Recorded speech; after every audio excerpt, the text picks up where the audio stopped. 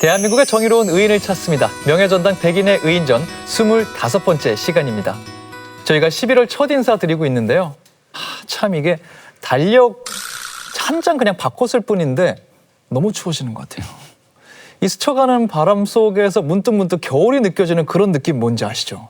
딱 요 시즌이 온 것 같다는 느낌이에요. 아, 좀 간지러운데요. 스쳐가는 바람 속에 겨울을 느낀다고요? 노래 가사인가 싶기도 하고 승국 씨 뭔가 이 가을 탑니까 지금? 표정호 소장님 이런 감성적인 거 느끼실 수 있어야 돼요. 전 사실 가을을 되게 많이 타요. 네. 그래서 이렇게 날이 딱 바뀌고 그러면 묘하게 좀 감성적이 될 때가 있는데 굉장히 조금 마음이 불편한 건 가을을 타야 되는데 가을이 안 느껴져요. 벌써 겨울이 온 것 같은 그런 느낌. 왜 제가 좀 이렇게 감성적이 되는 시간 짧게 점점 짧아지고 겨울밖에 안 남는 그런 느낌이죠? 너무 춥지 않아요? 저도 그 마음 충분히 이해가 됩니다. 내일 모레가 근데 겨울이 온다는 입동이잖아요. 아, 벌써요. 예. 한간에서는 우스갯소리로 봄, 가을은 어디로 사라지고 여름과 겨울만 남았다 이런 얘기도 하는데 그렇네요. 그래도 어쩌겠어요. 순리대로 살아야죠. 그것도 순리대로. 이제는 우리 첫눈을 기다리면서 네. 겨울을 맞이해 보자고요. 그렇죠. 사실 또 전 눈도 좋아하기 때문에 뭐 첫눈 온다 그러면 뭐 반갑죠. 그리고 이거 궁금하네요.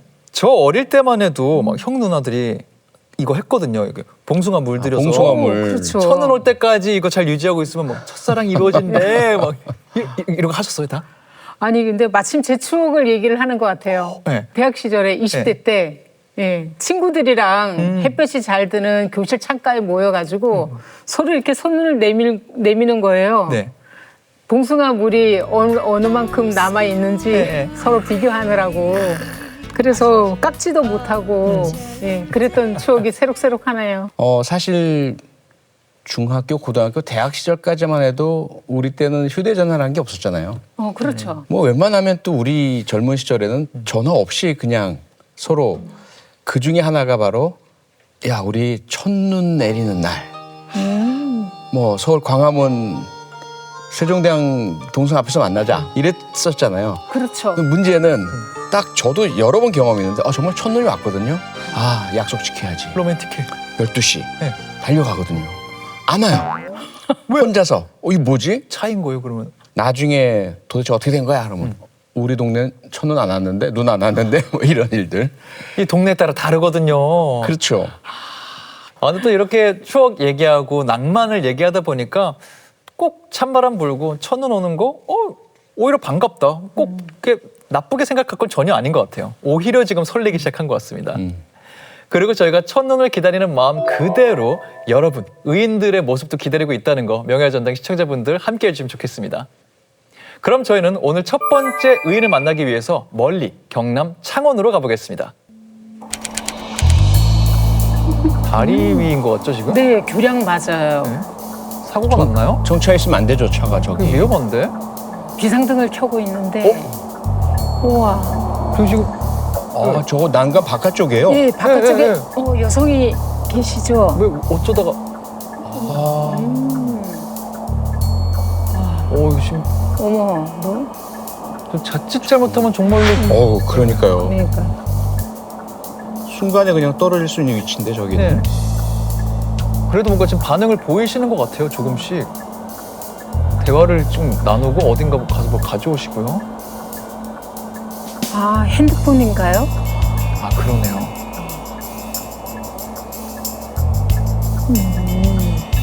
다행이다.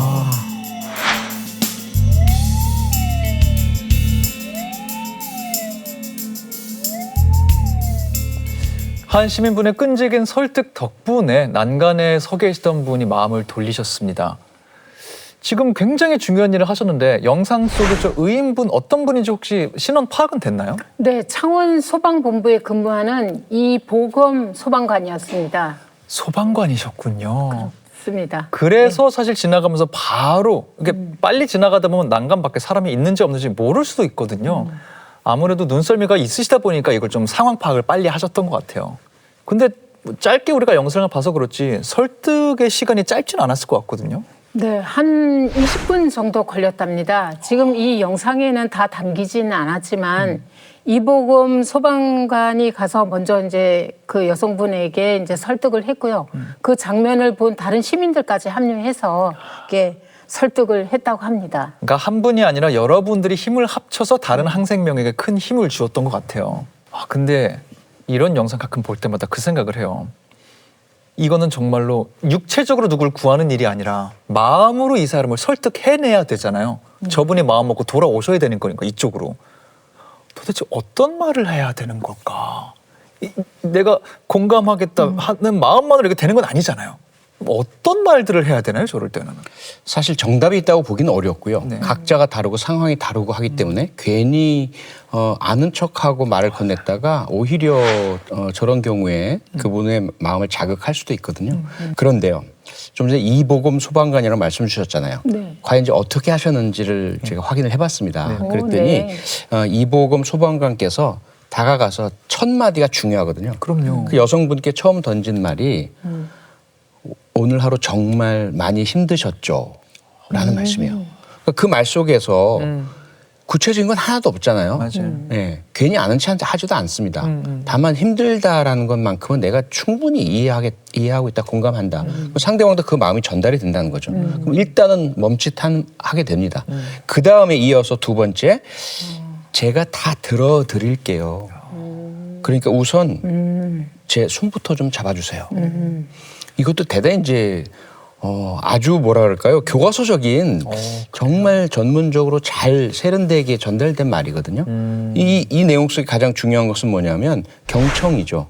내가 설교하고 이러면 안 된다. 뭐 이런 얘기는 할 의사도 없다.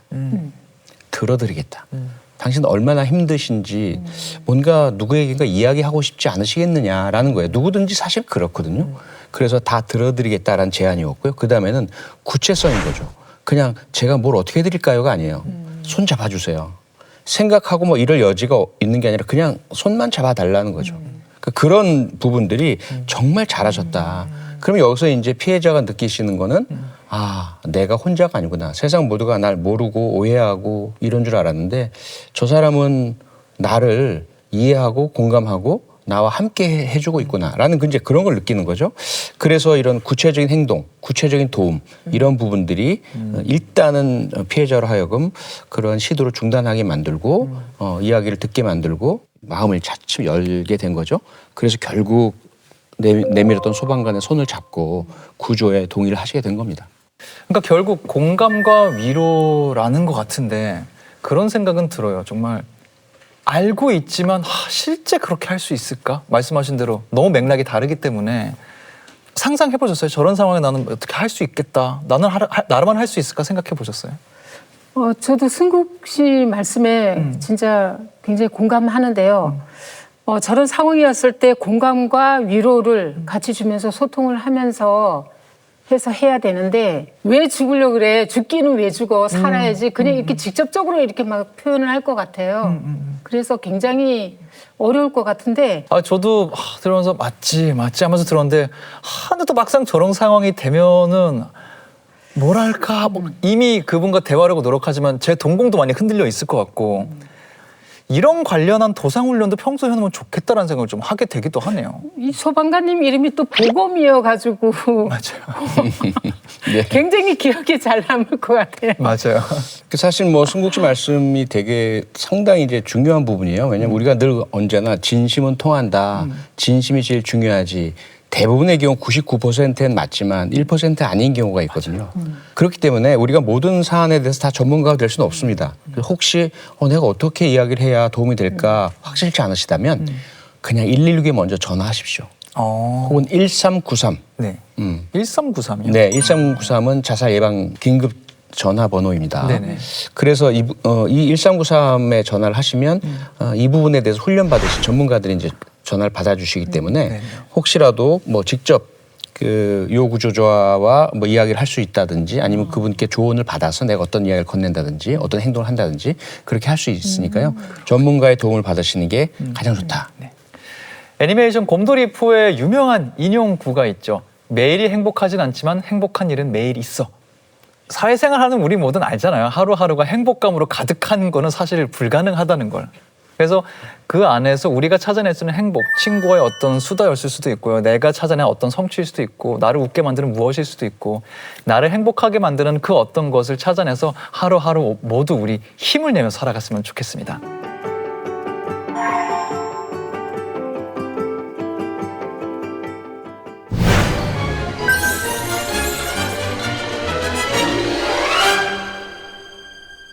그러면 이어서 저희는 두 번째 영상, 두 번째 의인 만나보도록 하겠습니다.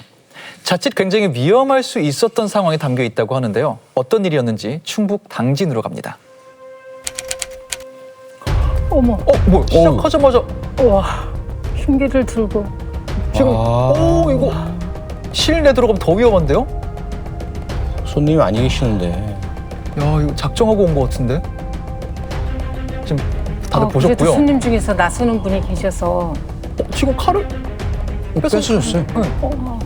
너무 자연스럽게.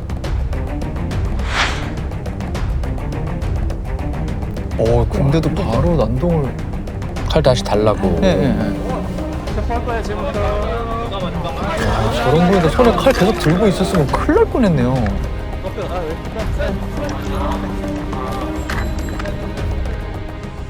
정말 큰일이 안 나고 저렇게 제압돼서 다행인데 정말 큰일 날 뻔했어요. 저분이 계속 손에 흉기를 들고 있었다면 무슨 일이 벌어졌을지 상상하기도 싫은데 도대체 왜 저런 일이 벌어진 거죠? 일단 난동을 부린 사람은 60대고요. 네. 술이 많이 취해 있었다고 합니다. 네. 그래서 왜 이렇게 흉기를 휘둘렀느냐 이렇게 네. 얘기를 하니까 뭐 외국인이 자기를 무시해가지고 뭐 흉기를 휘둘렀다 이렇게 얘기를 하는데 뭐 어디서 어떻게 누가 뭐 어떻게 했는지 구체적인 상황을 설명을 하지 못하더래요. 아이고, 네. 그러니까 결국 술이 너무 취해서 막무가내식의 행동이 나온 것 같습니다. 만약에 정말 술 기운에 저러신 거면 다음날 일어나서 어떡하시려고 정말 후회되는 일 가득한 거 지금 다 하신 거잖아요. 분명히 구치소에서 깨어나시게 될 텐데 우리가 지금 그리고 영상에서 본 게 몇 번 누굴 얘기한 적이 있었던 그거잖아요. 흉기로 누굴 해하게 하지 않아도 갖고 있는 것만으로 문제가 되는 흉기 소지죄였나요? 공공장소? 공공장소 흉기 소지죄. 맞죠 이게? 맞습니다. 네, 저 난동범 바로 경찰에 체포돼서 수사를 받고 조사를 받고 네. 형사 입건되었습니다. 그리고 곧 이제 검찰에 송치가 됐습니다. 그러면 검찰에서 다시 이제 정리하고 조사한 이후에 아마 기소할 것으로 보여지고요. 그래서 재판에 붙여진다면 뭐 명백하니까요. 범죄 혐의 그대로 영상이 잡혔죠. 증거 있죠. 목격자들 다 있죠. 유죄 판결이 내려질 것으로 보이는데 형량이 정확하게 얼마나 내려질지 모르겠지만 현재 법 규정상으로 보자면 공공장소 흉기 소지죄는 3년 이하의 징역 혹은 1,000만 원 이하의 벌금형에 처하도록 되어 있습니다. 그렇군요. 그런데 사실 아무도 안 다치셨으니까 시민분께서 다행스럽게 그 칼을 뺏어 주셔서 아무도 안 다치셨으니까 공공장소 흉기 소지죄만 적용되죠. 혹시라도 누군가가 상처를 입으셨다면 흉기를 들고 상처를 입혔기 때문에 특수상해죄 무거운 처벌을 받게 되고요. 네.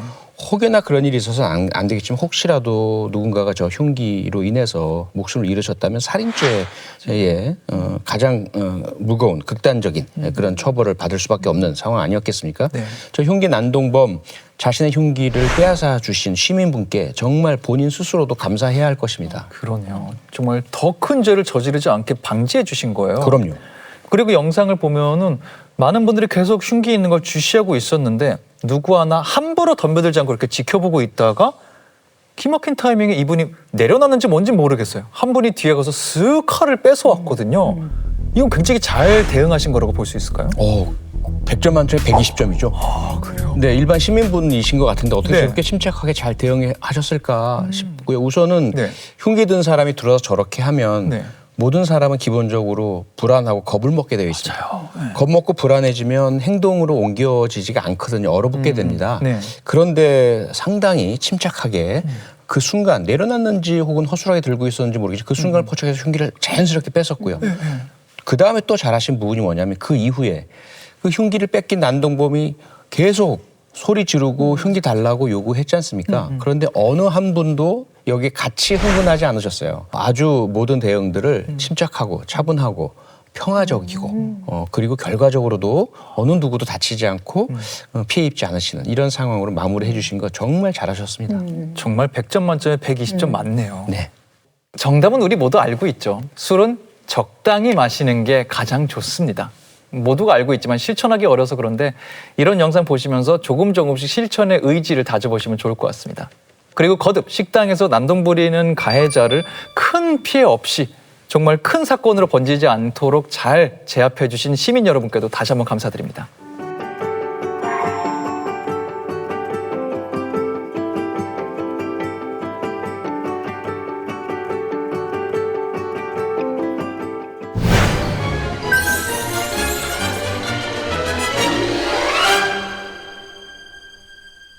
저희는 이어서 세 번째 의인 만나보도록 하겠습니다. 앞선 영상과는 굉장히 다른 분위기의 영상이 준비되어 있다고 하는데요. 어떤 영상이 준비되어 있는지 대전으로 가보겠습니다.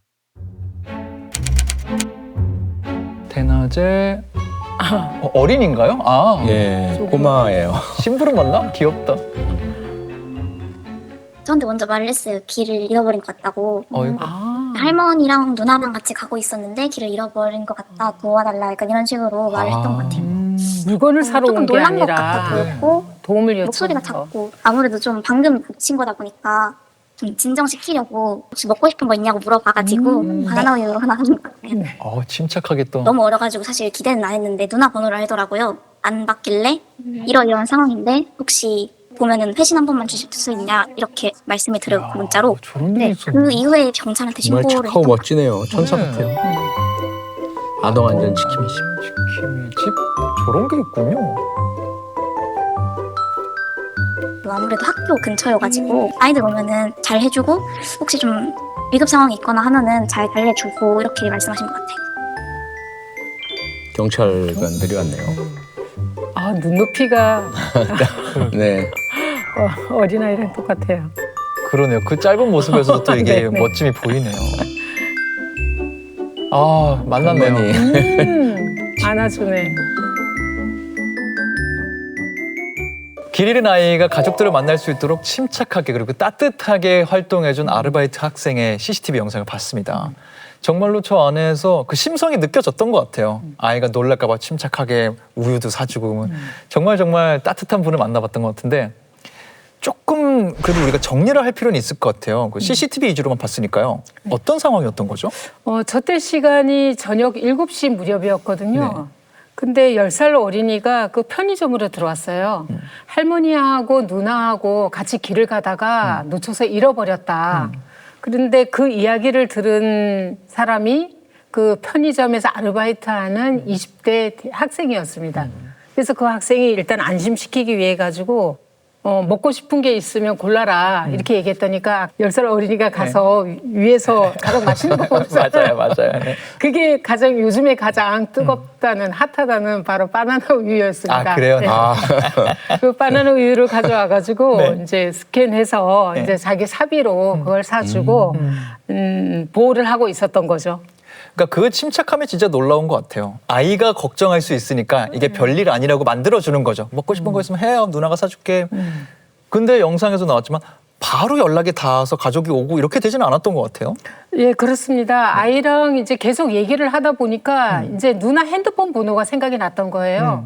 그래서 누나한테 이제 전화를 걸었는데 누나는 또 정신없이 동생을 찾다 보니까 이게 통화가 안 됐던 거고 그래서 이제 문자를 남겼죠. 여기 편의점에 이제 보호하고 있다는 그런 네. 내용이었겠죠. 네. 근데 이제 그 사이에 연락이 돼서 이제 경찰이 도착을 했고 경찰이 이제 할머니하고 연락이 돼가지고 이제 영상에서 보는 것처럼 네. 인계를 하게 됩니다. 맞아요. 가족분들도 이 조그만한 아이가 없어졌는데 얼마나 혼비백산해서 여기저기 다니고 있었겠어요. 근데 저는 사실 이번 영상을 보면서 하나 신기했던 것 중에 하나는 아동 안전 지킴이 뭐 이렇게 노란색으로 간판 같은 게 같이 붙어 있더라고요. 네, 아까 영상에서 많이 나오더라고요. 동그란 네, 간판 안에. 노란색. 예. 네. 저는 사실 이번에 처음 봤어요, 저런 거를. 그래요? 저 뭔가요, 저게? 아동 안전 지킴이 집 설명을 드리기 전에 우리 아르바이트 그 학생 제가 천사 같다고 말씀드렸잖아요. 네. 그런데요, 사실은 그 천사 뒤에 대천사가 있었어요. 대천사. 무슨 얘기냐면 네. 저 아르바이트 학생이 그냥 갑자기 저렇게 한 것이 아니라요. 네. 저 편의점의 점주께서 평상시에 아르바이트생들에게 계속 교육을 해 주었다고 합니다. 이 아동안전지킴이 집이 그럼 언제 어떻게 생겼느냐 궁금하실 분도 계실 것 같아요. 사실 모든 사회 변화에는 사연이 있죠. 그리고 많은 곳에는 또 희생 때문에 우리에게 좋은 변화가 생긴 경우도 꽤 많습니다. 이 아동안전지킴이 집도 2008년 안양에서 2명의 여자 어린이가 크리스마스 이브 저녁에 실종되었다가 3개월 뒤에 참혹한 시신으로 발견됐던 사건 때문에 생겼습니다. 경기도 안양에서 두 어린이가 실종된 지 오늘로 꼭 한 달이 됐습니다. 우예슬, 이혜진, 이 두 어린이를 찾기 위한 노력은 계속되고 있지만 시간이 갈수록 가족들의 속은 더욱 타들어가고 있습니다.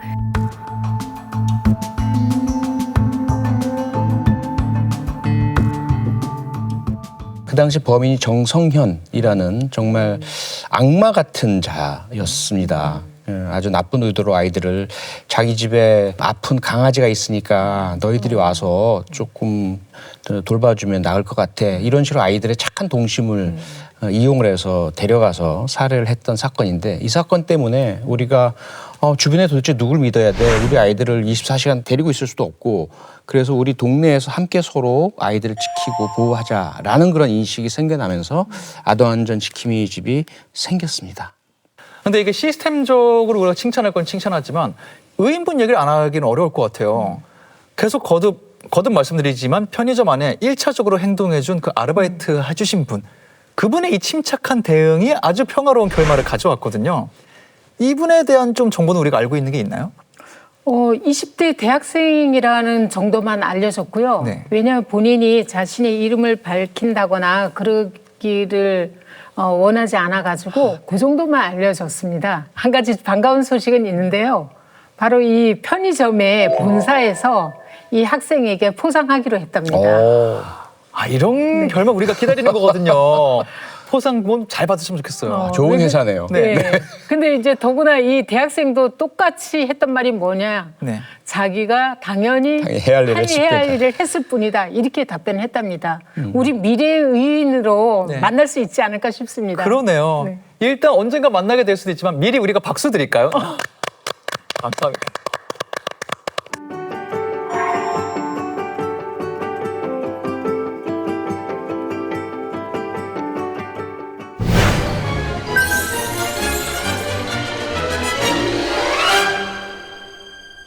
이번엔 스튜디오에 모실 의인분 영상 만나도록 하겠습니다. 제작진분들께서 오늘 스튜디오에 오실 의인은 이전에 우리가 만난 그 어떤 의인분들과 차원이 다른 어떤 일을 하셨다 말씀하시더라고요. 그래서 아니 다 똑같은 의인인데 뭐 차원이 다를 게 뭐가 있지? 이게 도대체 무슨 의미지?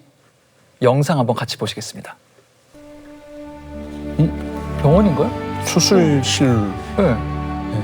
이분이 의인이신 건가? 장기 씨.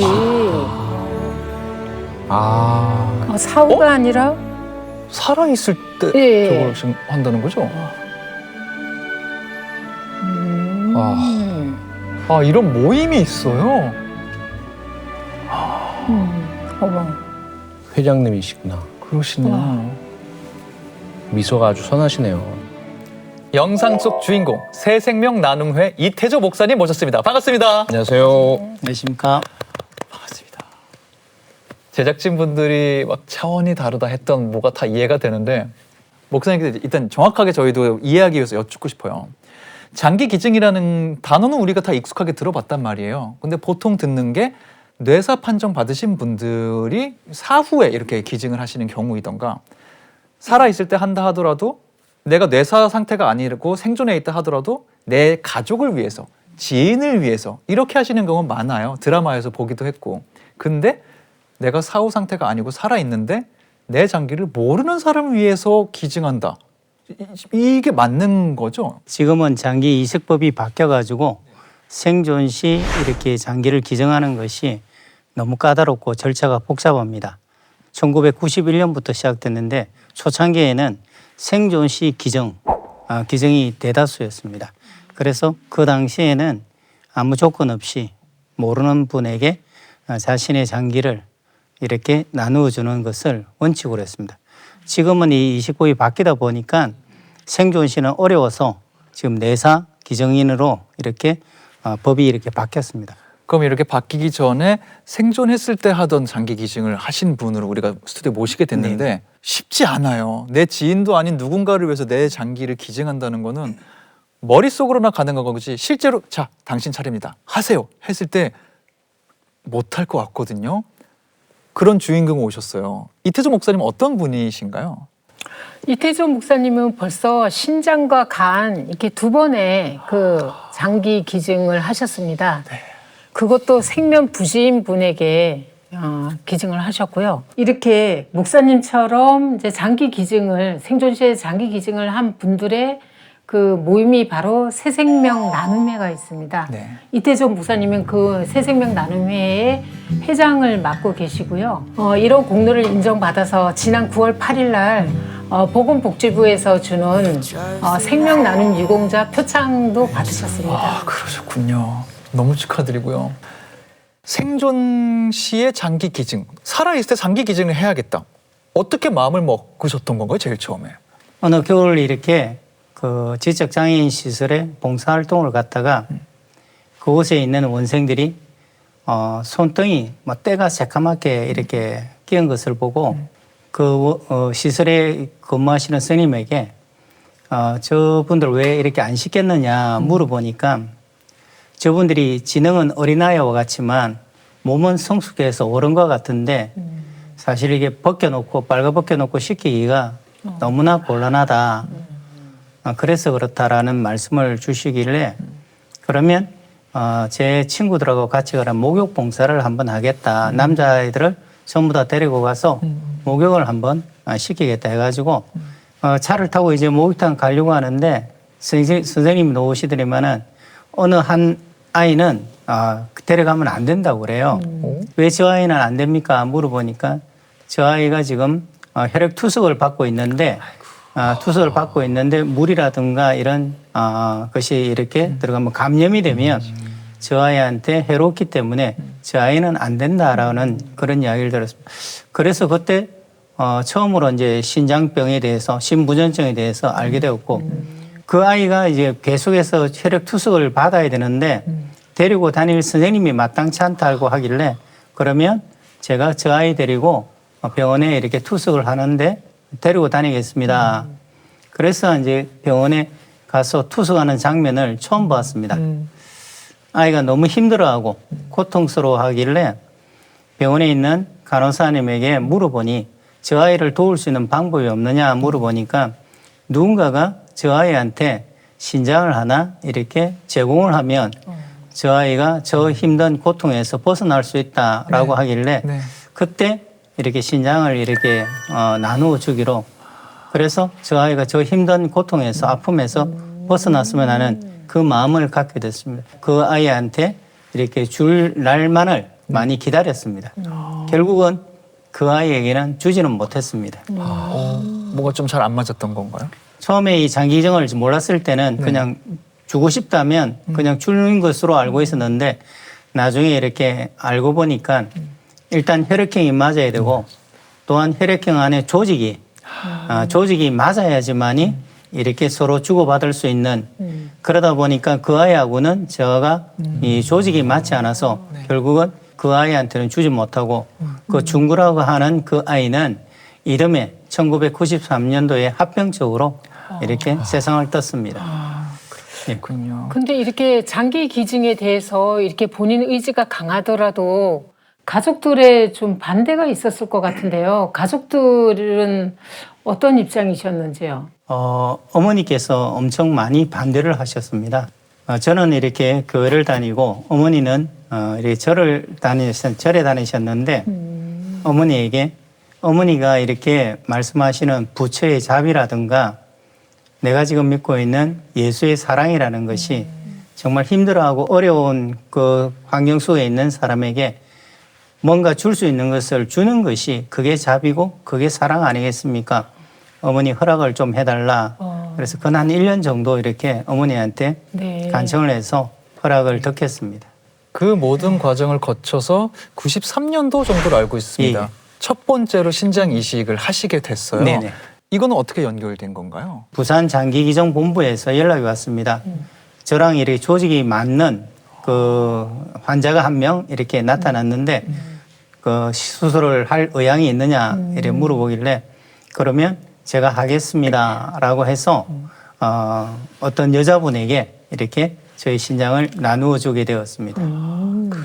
말씀 듣다 보니까 그냥 장기 기증부터 시작된 것도 아니고요. 네네. 지적장애 가진 분들에게 봉사하시다가 사연을 들으시고 뭐 이렇게 이제 이해가 되긴 되는데 그 당시 1993년이면 목사님도 청년 시절 아닙니까? 네. 청년 시절 아주 젊은 때인데 나의 아주 중요한 신체 조직의 장기를 누군가에게 떼어준다. 겁나고 불안하고 두려움이 있었을 것 같은데 전혀 없으셨나요? 두려움도 많았고 사실 걱정도 많았습니다. 부산에서 첫 번째로 이렇게 수술을 하게 됐는데 첫 번째가 이렇게 되다 보니까 수술을 해보신 분도 없고 이 수술이 어떤지 이렇게 안내를 해줄 분도 없고 그러다 보니 참 막막했습니다. 그래서 수술이 결정되고 수술하는 그 전날 병동에 있는 수 간호사에게 제가 장기기증 등록 카드를 이렇게 드리면서 혹시나 제가 수술 중에 어떤 문제가 생기면 그냥 뭐 이렇다 저렇다 하지 마시고 여기 기증 이렇게 하겠다라고 하는 그 등록 카드에 적힌 대로 그렇게 이렇게 좀 장기를 갖다가 필요한 분에게 나누어주면 됩니다라고 하는 사실 처음이다 보니까 많이 어렵습니다. 말씀하신 대로 부산 지역 첫 장기 기증자였고 내가 조언을 얻을 사람이 없다는 것 자체가 예. 정말 말도 안 되는 공포감을 줬을 것 같아요. 그걸 이겨내시고 심지어 이거 잘못되면 제 다른 장기도 기증해 주세요. 이 이야기 자체 정말 놀라운 심리거든요. 근데 저희 쪽에 제작진이 저한테 주신 게 있는데 그 당시에 이기분도 굉장히 어떤 심정이셨는지 궁금해요. 장기 기증 결정되고 일기를 쓰셨는데 그 일기에 기분이 따따봉이다 이렇게 쓰셨다고 그래요. 이거는 어떤 마음으로 쓰셨던 거예요? 누군가 아파하는 분에게 건강을 이리 선물할 수 있었다는 것을 생각하니까 정말 기분이 따봉이었고 네. 또 정말 처음 이렇게 기증을 이렇게 하게 된 그 동기가 주중구라고 하는 그 지적 장애인에게 이렇게 주려고 했는데 그 아이가 합병증으로 결국 기다리지 못하고 세상을 떴어요. 하지만 하늘에 있는 그 중구가 아마도 이 결정을 보고 분명히 기뻐하고 좋아할 것이다라고 이렇게 생각이 되어서 그때 그날 일기에 내 기분이 지금 따봉이고 따따봉이다라고 그렇게 적은 것 같습니다. 그 전에 마음 먹어졌던 그 선한 마음 또 다른 일을 향했던 그 선한 약속이 다른 쪽으로 계속 잘 흘러가고 있었던 것 같아요. 그렇게 93년에 큰 결정하고 장기 기증을 하셨고요. 10년 정도 뒤에 2005년인가요? 한 번 더 장기 기증을 하시게 됩니다. 이거는 또 어떻게 연결이 된 건가요? 신장병은 사실 혈액투석이라든가 복막투석이라든가 이런 방법으로 좀 생명을 연장시켜 나갈 수는 있습니다. 그런데 우리 장기들 중에 간은 손상이 되면 정말 생명이 위독하거든요. 그런데 신장병에 비해 가지고 이 간 수술은 수술 부위도 크고 힘들기 때문에 사실은 신청하는 분들이 거의 없었습니다. 그래서 많은 분들이 이 생명을 잃기도 하고 그래서 정말로 이렇게 생명이 지금 위급한 상황에 있는 그분들 살리고 싶다라는 생각으로 간 기증을 결심하게 되었습니다. 그때도 물론 뭐 반대는 많이 있었죠. 그런데 지금 저기 그 병으로 인해서 죽어가는 사람이 있는데 우리가 저 사람한테 정말 이 도움을 줄 수가 있고 살릴 수 있다 그러면 해야 안 되겠느냐. 그리고 당신도 나도 이렇게 교회에서 이렇게 정말 예수를 믿는다고 하면서 말만 이렇게 사랑하고 말만 이웃을 이렇게 돕는다라고 하지 말고 실제적으로 이것도 우리에게 그 말한 것을 실천할 수 있는 기회라고 생각하고 그러니 허락을 해달라. 그래서 집사람도 허락을 했었습니다. 말씀하신 대로 간 이식이라는 건 정말 쉽지 않은 일이고 네. 큰 용기를 내서 해야 되고 수술 자체도 큰 수술이잖아요. 어떻게 딱 제가 의학적인 지식이 없어갖고요. 그냥 딱 정말 목사님 간만 딱 하면 이식이 잘 되는 그런 상황이었던 건가요? 수술적으로 어려움은 없었나요? 그 당시에는? 저는 지금 혈액형이 AB형인데 네네. 사실 AB형 기증자가 네. AB형 환자를 만나기는 사실 좀 쉽지 않습니다. 그런데 AB형은 AB형에게만 이렇게 줄 수 있거든요. 마침 이제 그때 AB형 환자가 계셔가지고 네. 그분하고 연결되어가지고 수술을 하게 됐습니다. 보통 우리가 간 이식하면 요즘 우리가 알고 있는 지식으로는 가족들에게 이식을 받는 경우도 있으니까요. 그분은 그렇게 도움을 받을 수 있는 상황이 아니었나 봐요, 그때? 그 수혜자가 네. 사실은 여기 춘천에 계신 어느 분의 따님입니다. 근데 알고 보니까 네. 결혼한 그 여동생이 그러면 내가 언니한테 간을 주겠다라고 했는데 검사를 해보니까 그 동생이 이제 간이 좀 작았습니다. 그래서 우리나라 이제 수술법이 워낙 이제 발달하다 보니까 두 사람의 간을 하나로 묶어서 줄 수 있는 그러다 보니 네. 어느 한 사람의 기증자가 더 필요한 그 상태에서 저가 이렇게 나타나게 된 거예요. 그래서 여동생이랑 저랑 이렇게 같이 네네. 언니한테 주기로 하고 들어갔는데 네. 실제로 이제 제 이렇게 몸을 열어보니까 제 간이 튼튼했던가 봅니다. 크기도 괜찮았고 그래서 저 혼자만으로 충분히 줄 수 있는 상황이 되다 보니까 여동생은 주지 않고 저 혼자만 1대1로 수술을 하게 됐습니다. 예. 합리성만 놓고 보면은 뭔지 알겠는데 정말 인간적인 마음에서 그 소식을 들으셨을 때 저라면 약간 배신감, 억울함 이런 게 있었을 것 같아요. 속은 느낌? 네, 뭐 이런 속은 거? 느낌. 네. 아니 내 거 반만 자르기로 했잖아요. 내 거 반 저거 반을 합치기로 했는데 내 거 말이 됩니까? 막 이런 마음 솔직히 들었을 것 같거든요. 어떠세요? 그런 소식 들었으면 어떻게 반응하셨을 것 같으세요? 저 같으면 네. 근데 이태주 목사님은 저희랑은 다른 분인 것 같아서 맞아요. 저 같은 뭔가 좀 손해본 듯한 느낌, 뭔가 속은 느낌이 이제 안 왔을까 싶은데 이해는 되지만 네. 마음은 좀 소화하기 어려웠을 것 같은데 심정은 어떠셨어요? 그거 알고 나서? 그 당시는 사실 몰랐을 거예요. 네, 네.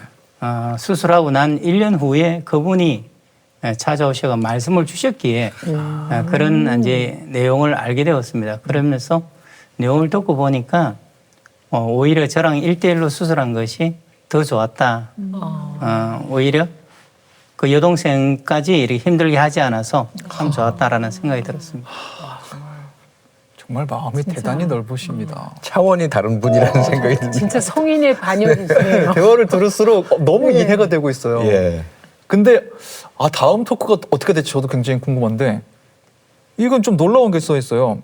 도움을 주신 그 가족분들께서 나중에 관련해서 또 한 번 연락을 주셨다고 지금 써 있거든요. 이거는 무슨 내용이에요? 저랑 이렇게 수술을 한 제 간을 받은 그분의 이제 딸이 네. 전화가 왔습니다.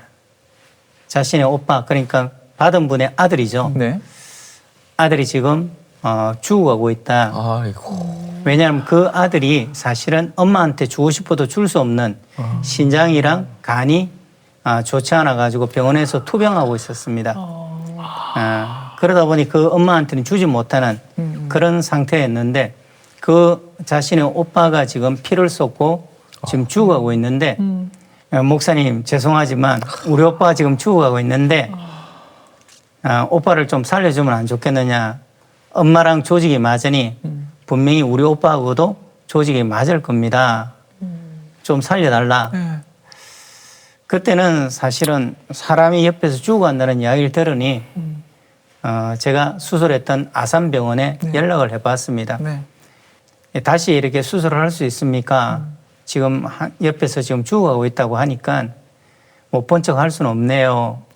처음에는 수술이 가능하다라는 통보를 받았습니다. 네. 그런데 다음 날 이렇게 구체적으로 다시 한번 병원에 알아보니 똑같은 부위를 2번 수술하면 데미지가 너무 크기 때문에 수술이 안 됩니다. 못합니다라는 그런 연락을 받았습니다.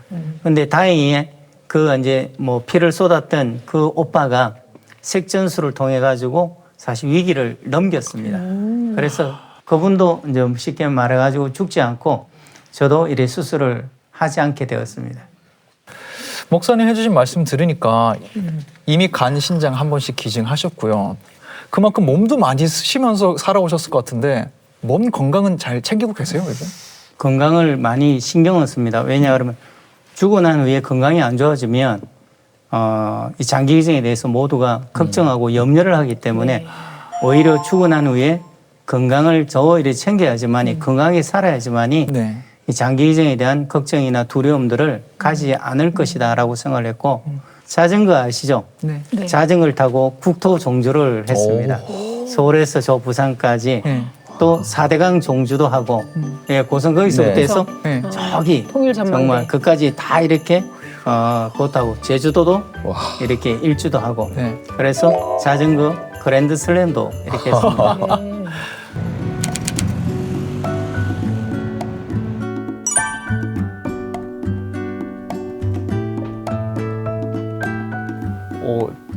참 기증인이 대단하시다. 그러니까 신장 하나만 주는 것만 해도 굉장한 일이거든요. 그러니까 우리 본부를 통해서 신장을 기증하신 분이 이제 969명이신데요.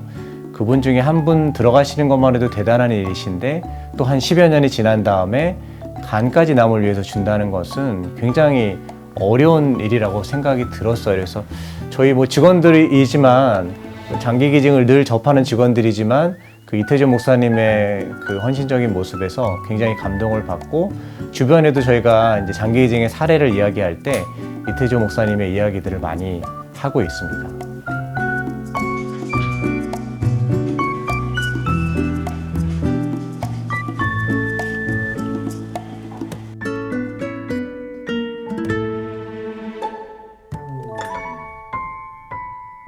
일단 여기까지 우리 나눈 대화를 기반으로 박미연 실장님, 표창원 소장님 어떤 생각들 좀 하셨는지 궁금해요. 얘기 좀 나눠보고 싶어요. 저는 사실 입이 다물어지지가 않아요.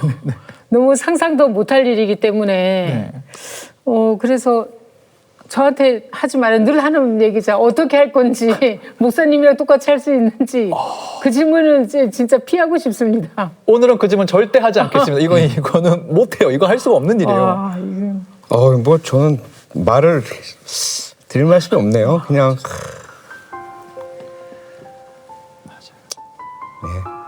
맞아요. 가족분들 신경도 이렇게 느껴지고 이런 분이 계신다는 걸 잘 몰랐으니까 너무 감사하고 또 죄송하고 좀 그러네요. 지금 표현해주신 무언의 모든 감정이 우리가 같이 느끼는 것 같아요.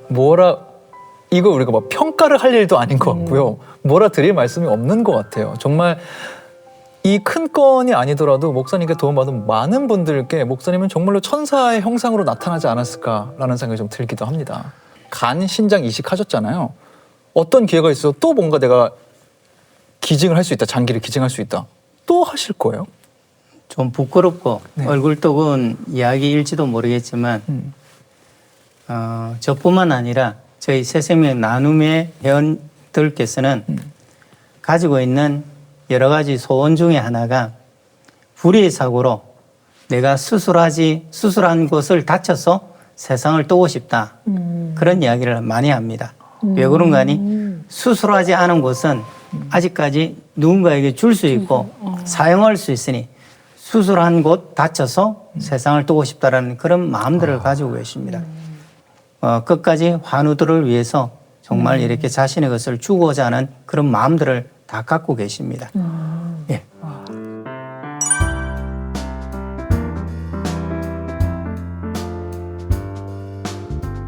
최근에 많이 줄었습니다. 특히 이제 코로나 시기를 겪으면서 많이 좀 줄어들었는데요.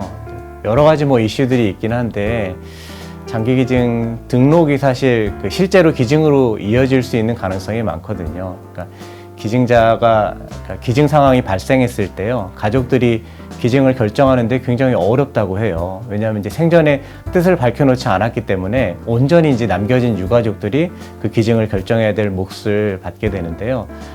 다행히 이제 생전에 내가 장기를 기증하겠노라고 장기 기증 희망 등록을 해놓으시면은 가족들이 기증 결정에 도움이 된다고 합니다. 그래서 그 장기 기증 희망 등록이 좀 높아지면 높아질수록 실제 기증까지 연결이 되는 경우가 많기 때문에 장기 기증 희망 등록에 대한 관심이 좀 많이 필요합니다.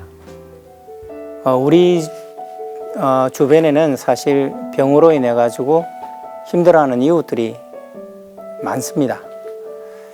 외면하지 마시고 저 아파하는 사람들도 우리의 이웃이라는 생각을 가져주시고 저분들에게 도움이 될 수 있는 상황들을 한 번 더 이렇게 깊이 한번 생각해 보셨으면 합니다. 그리고 지금은 이렇게 그 가족이 아닌 이상 서로 이렇게 장기를 주고받는 것이 법적으로 상당히 어려워진 그런 시절입니다. 그래서 지금 사후 장기 기증, 즉 희망 등록을 이렇게 하고 있습니다. 내가 내 생명 다하고 떠나는 날 누군가에게 내가 각막을 누군가에게 내 필요라는 장기를 이렇게 선물하고 가고 싶다라는 그런 것이 지금 장기기증본부의 주된 활동입니다. 모든 분들이 부담 없이 걱정 없이 이런 정말 이웃을 살리는 이런 일에 기꺼이 동참해 주셨으면 하는 마음이 가득합니다. 이태조 목사님, 명예전당 24번째 의인으로 선정되셨습니다. 사실 정말 제작진이 말씀하신 대로 의인이라는 타이틀 이상의 분이셔서 저희가 좀 민망하긴 한데 그래도 일단 진심으로 축하드립니다. 네. 감사합니다. 어떠세요? 그럼 이 의인이라는 타이틀을 딱 이렇게 받으셨는데 지금 어떠신지 궁금해요. 이거는 사실 제 자신이 받을 그런 명예가 아니라 저 말고 이렇게 기증하신 수많은 분들이 계십니다. 우리 새생명 나눔의 회원님들. 저는 모임의 장을 맡다 보니까 본의 아니게 이렇게 그런 명예를 얻게 되었는데 부끄럽기도 하고 송구스럽습니다.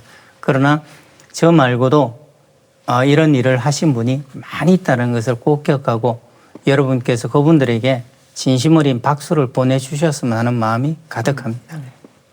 저희가 오늘 시작할 때 어느덧 달이 바뀌고 추워졌다. 날씨가 너무 쌀쌀하다. 이런 얘기를 했습니다. 아마 오늘 방송 끝까지 보신 분들은 지금 좀 춥다는 생각 전혀 안 하고 계실 것 같아요. 오히려 마음이 너무 뜨거워서 뭐라도 하고 싶다 하고 계실 것 같은데요. 그런 마음이 느껴지셨다면 오늘 우리가 여러분께 전하고 싶었던 마음이 잘 전해진 것 같다라는 생각을 하며 저희도 한 주 안전하게 그리고 기쁘게 보낼 수 있을 것 같습니다. 여러분 크지 않아도 좋습니다. 우리가 할 수 있는 마음, 이 뜨거움을 전할 수 있는 게 있다면 적극적으로 전하면서 하는 게 어떨까 싶습니다.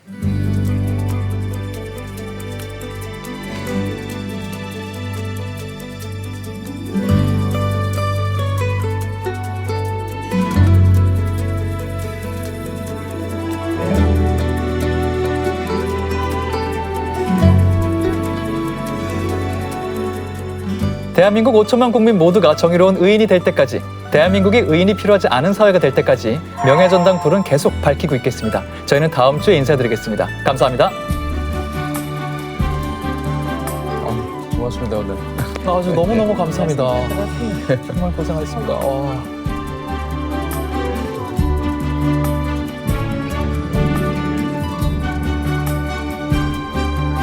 정의로운 의인을 찾습니다. 여러분이 알고 계신 의인을 세상에 소개해 주세요. 명예의 전당은 여러분의 제보를 기다립니다.